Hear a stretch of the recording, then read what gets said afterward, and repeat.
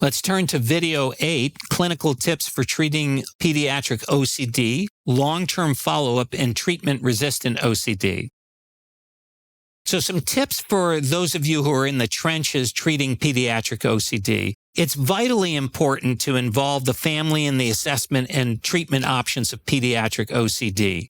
The family can provide essential information regarding how children may involve other family members in compulsion, how symptoms impact everyday life, making everyone late for school because of morning rituals or limiting activities because of fear of contamination. It may also be very useful to externalize the problem by acknowledging how OCD makes children do things, talking about how OCD rather than the child makes everyone late for school, to allow others to discuss symptoms without directly blaming the child.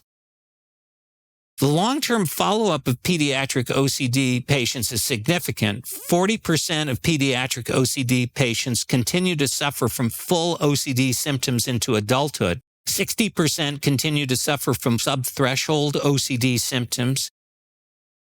Anxiety and mood disorders are the most common comorbid conditions at follow-up. An earlier age of onset, increased duration of illness, and inpatient OCD treatment are associated with greater persistence of the disorder.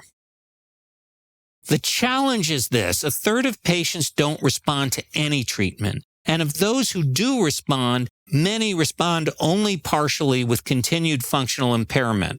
Earlier onset may also be associated with decreased response. For treatment-resistant OCD, clomipramine may be used as an alternative following 2 failed SSRI trials and augmentation with cognitive behavioral therapy.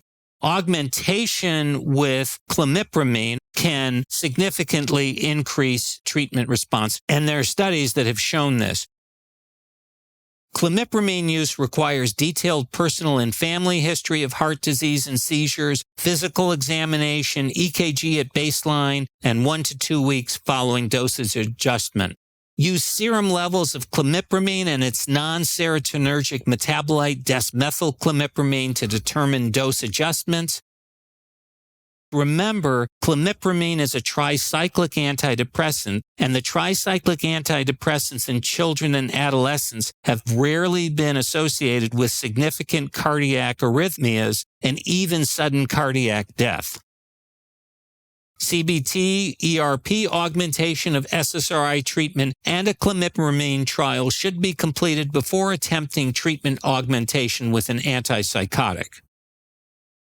Key points are these: 40% of pediatric OCD patients continue to suffer from full OCD symptoms into adults, while 60% continue to suffer from full or subthreshold OCD symptoms. 1/3 of OCD patients don't respond to any treatment, and of those who do respond, most respond partially with continued functional impairment. Clomipramine can be used as an alternative treatment following 2 failed SSRI trials and augmentation with CBT. Treatment recommendations encourage ERP augmentation of SSRI and clomipramine before augmentation with an antipsychotic.